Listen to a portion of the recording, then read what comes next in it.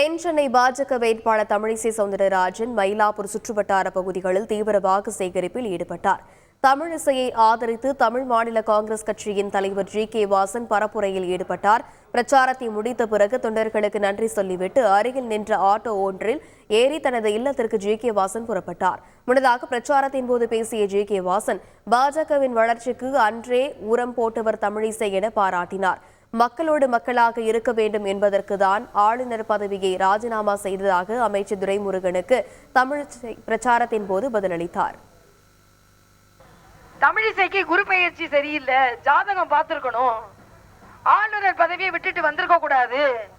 எனக்கு தெரிஞ்சிருந்தா நான் தொலைபேசியில தொடர்பு கொண்டு வேண்டான்னு சொல்லியிருப்பேன்னு சொல்றாரு. நான் நல்லா முடிவெடுத்து மக்களோட மக்களா இருக்கணும்னு தான் ஆளுநர் பதவியை ராஜினாமா செஞ்சிருக்கிறேன். நீங்க தொலைபேசியில தொடர்பு கொண்டாலும் நான் கேட்க மாட்டேன், ஏன்னா நீங்க எங்க கட்சி தலைவர் இல்ல. ஆனா நீங்க ஒண்ணு செஞ்சிருக்கலாம். தமிழகம் வெள்ளத்துல தத்தளிச்ச போது தொலைபேசியை எடுத்து உங்க எம்பி கிட்ட மக்கள்லாம் கஷ்டப்படுறாங்க போய் பாருமான்னு சொல்லி இருக்கலாம். ஒரு மாநிலத்தினுடைய ஆளுநர் என்றாலே பலு அதிகமாக இருக்கும். அம்மா அவருடைய கடின உழைப்பையும் நேர்மையையும் ஆளுமை திறனையும் பாஜகவினுடைய தலைவர்கள் நன்கு அறிவார்கள்.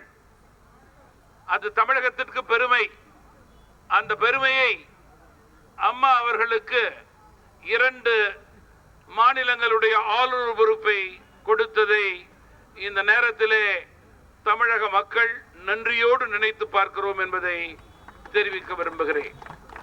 தலைவராக இன்றைய வளர்ச்சிக்கு அன்றே உரம் போட்ட பெருமை அம்மா தமிழிசை சொல்ல நம்ம வாக்காளர்களுக்கு மறதி ஜாஸ்தியா இருக்கு. கடைசி 48 மணி நேரத்துல ரொம்ப மறந்து போயிடுது. அந்த அழுத்தமெல்லாம் இருக்கக்கூடாது. செய்திகளை உடனுக்குடன் தெரிந்து கொள்ள உடனே சப்ஸ்கிரைப் பண்ணுங்க.